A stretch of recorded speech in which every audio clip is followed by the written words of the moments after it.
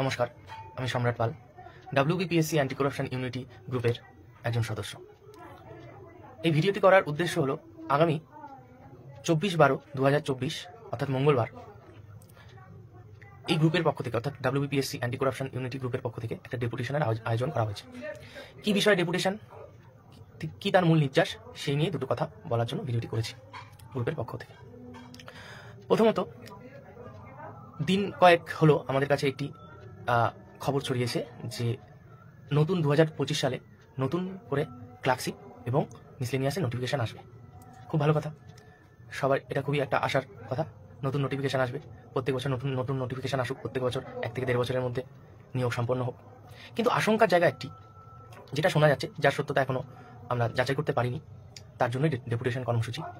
যে বিগত দিনগুলোতে যে ডেপুটেশন কর্মসূচি বা আন্দোলন করা হয়েছিল, তাতে পিএসসির সেক্রেটারি স্যার আমাদের যা সিট সংখ্যা জানিয়েছিল যে কতগুলি শূন্যপদ রয়েছে, যেমন ক্লার্কশিপে 8,500, 8,500 অলরেডি রিপোর্টেড ছিল, মিসলেনিয়াসে 500, 550 রিপোর্টেড ছিল, এগুলি আরও ভবিষ্যতে বাড়তে পারবে।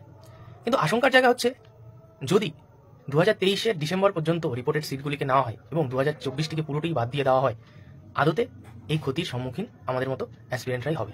কারণ আপনাকে বোঝাই, ধরুন 8,500 সিটের থেকে 2024-এরগুলোকে নেওয়া হলো না জানুয়ারি থেকে ডিসেম্বর অবধি, সেখানে যদি 1,500 সিট বাদ হয়ে যায়, পরীক্ষা 4টে শিফটে হয়েছে, বিশেষত ক্লার্কশিপের কথা বলছি, সেখানে কথার কথা 60 কাট অফ হলো, সেখানে তো কাট অফটা বাড়তেও পারে। আলটিমেট কত ছেলেপেলের ক্ষতি হতে পারে, আমাদেরই ভাই বোনদের ক্ষতি হবে।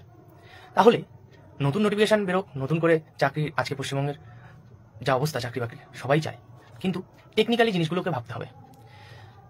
সিট স্প্লিট হোক, আমরা যারা পিএসসি পরীক্ষা দিই, স্টেটের পরীক্ষা দিই, এটা কেউ চাইবে না, অটোমেটিক্যালি তাহলে কাট অফটা বেড়ে যাবে।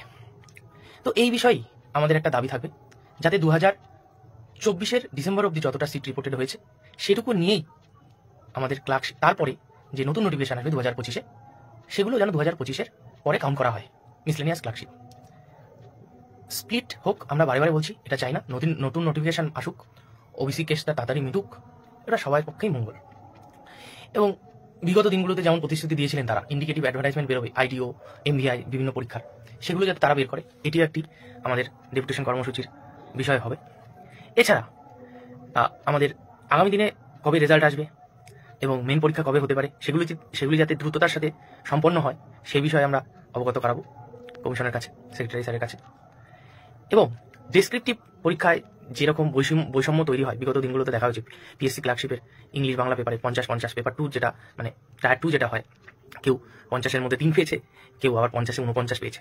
হ্যাঁ, সে ভালো লিখতেই পারে, সে পেতেই পারে, কিন্তু এইরকম নম্বরের বৈষম্য অন্তত 1 ঘন্টায় 6টা রাইটিংয়ের পরীক্ষায়, এটা মেনে নেওয়া যায় না। তাছাড়া কিছুদিন আগে আমাদের 2021-এর মেনের WBCS-এর রেজাল্ট দেওয়া হয়েছে, সেখানেও দেখা গেছে কোনো একটি বিশেষ জেলা, সেই জেলার পরপর সেখানে দেখা যাচ্ছে ইংলিশ বাংলা পেপারে কেউ 200-র ভিতরে 160, 170, 140, 50 পাচ্ছে, আবার কোনো বিশেষ জেলায় 60-70 পাচ্ছে। তা হতেই পারে তারা ভালো লেখে, বা যাদের কথা পরে বলা হলো তারা খারাপ লেখে, কিন্তু পরপর একটি জেলায় সবাই ভালো লিখতে পারে, আবার একটি জেলায় কেউ ভালো লিখতেই পারে না। এই বৈষম্যগুলো কিন্তু মানা যায় না। এগুলো কেন হচ্ছে, পিএসসি কাদের দিয়ে খাতা দেখাচ্ছে, ইউনিভার্সিটির প্রফেসর দিয়ে, ভালো উচ্চমানের শিক্ষক দিয়ে খাতাটা যাতে দেখানো হয়, এবং ডেসক্রিপটিভ পেপারে যেমন মাধ্যমিক উচ্চ মাধ্যমিকে একটা ফরম্যাট সংসদের পক্ষ থেকে তুলে ধরা হয় যে এই ফরম্যাটে আপনারা খাতা দেখবেন, তার উপর ভিত্তি করে বিচার করে খাতাটা দেখা হয়। এইসব বিবিধ বিষয় নিয়ে যাতে আবার বিগত দিনগুলোর মতো আমরা ভুক্তভোগী না হই। কেউ 2টো পেপারে 80, 70, 80 পাচ্ছে, কেউ 2টো পেপারে 20, 30 পাচ্ছে। তো এই বিষয়গুলো নিয়েই, এবং ভবিষ্যতে যত নতুন নোটিফিকেশান, মূল বিষয় ওই একটি থাকবে, কিন্তু তার পাশাপাশি এই ডেসক্রিপটিভের ব্যাপার, বিশেষত 2025 আসলেই ক্লার্কশিপের রেজাল্টটা আর মিসলেনিয়াসের রেজাল্টটা বেরোবে। তো আবার যাতে এর পুনরাবৃত্তি না হয়, সেদিকটা তো আমাদের দেখতে হবে। কারণ আপনাদের এটা ভালো করেই বুঝতে হবে, ফুডে কি সীমাহীন দুর্নীতি হয়েছিল, তার জন্য আমাদের পক্ষ থেকে কেস করা হয়েছে। তো তারপরে যে আমি নিজেও ফুডের পরীক্ষা দিতে গিয়েছিলাম এবং পিএসসি ক্লার্কশিপও দিতে গিয়েছিলাম, আগের বছরও প্রিলিমসে দেখেছি কোনো চেকিংয়ের ব্যবস্থা ছিল না আগের বছর ক্লার্কশিপের বা ফুডে, কিন্তু তারপরে ধারাবাহিক আন্দোলন এবং ডেপুটেশন এবং কমিশনকে চাপে রাখা, কিছু পার্সেন্ট হলেও, কিছু শতাংশ পরিবর্তন হলেও দুর্নীতি রোখা গেছে। 100% পৃথিবীতে কোনো সমস্যারই সমাধান হয় না, কিন্তু তার মধ্যেও কিছুটা ছিনিয়ে নেওয়া আসলে সেটাকে সাফল্য বা জয় হিসাবে আমরা ধরতে পারি। তাই এখন থেকে এই বিষয়গুলোকে ভালো করে তুলে ধরতে হবে। আমাদের আন্দোলনের পাশে আপনারা থাকুন। দিনের দিন উত্তর গ্রুপের সদস্য সংখ্যা শ্রীবৃদ্ধি হচ্ছে, খুব ভালো কথা, কিন্তু বাড়ি বসে থাকবেন না, আন্দোলনে আসুন। ডেপুটেশনে যারা যারা আসতে চান আসুন, অবশ্যই আসুন। কতটা সফল হবো তা তো সময় বলবে, কিন্তু আমাদের দাবি দাবা না মানলে হতে পারে এই বিষয় নিয়ে আবার একটি আন্দোলন আমাদের করতে হয়। তখন বাড়ি বসে ডিজিটাল বিপ্লব করবেন না, ফেসবুকে কমেন্ট, বিভিন্ন ইউটিউব চ্যানেলের নিচে কমেন্ট অপশানে গিয়ে কমেন্ট, ফিজিক্যালি আসুন, নিজের দাবিটা রাখুন, অন্য কারো স্বার্থে নয়, নিজের স্বার্থে, নিজের দাবিতে।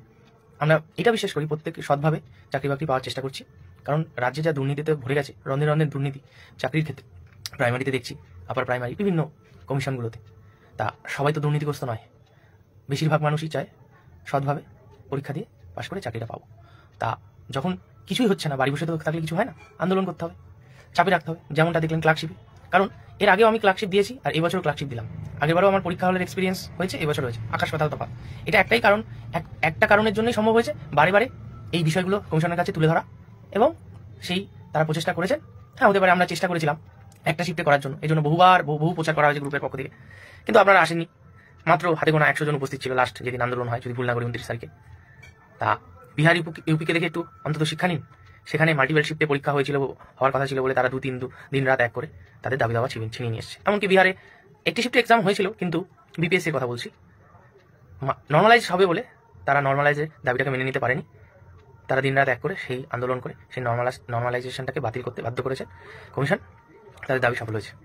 তাই স্টুডেন্ট পাওয়ার, স্টুডেন্ট ইউনিটি কি, এই দুটো একটা বিহারের আন্দোলন পাশাপাশি বা ইউপির আন্দোলন থেকে এবং ইতিহাস থেকে আপনি ইতিহাসের বিভিন্ন পাতা থেকে নেড়ে দেখতে পারেন। কিছু যখন হচ্ছে না তখন আন্দোলন তো করতেই হবে। জাস্ট এইটুকুই বলার ছিল। আপনারা যেমন পাশে সবসময় ছিলেন, WPPSC অ্যান্টি করাপশন মঞ্চের পাশে, আগামী দিনেও থাকবে।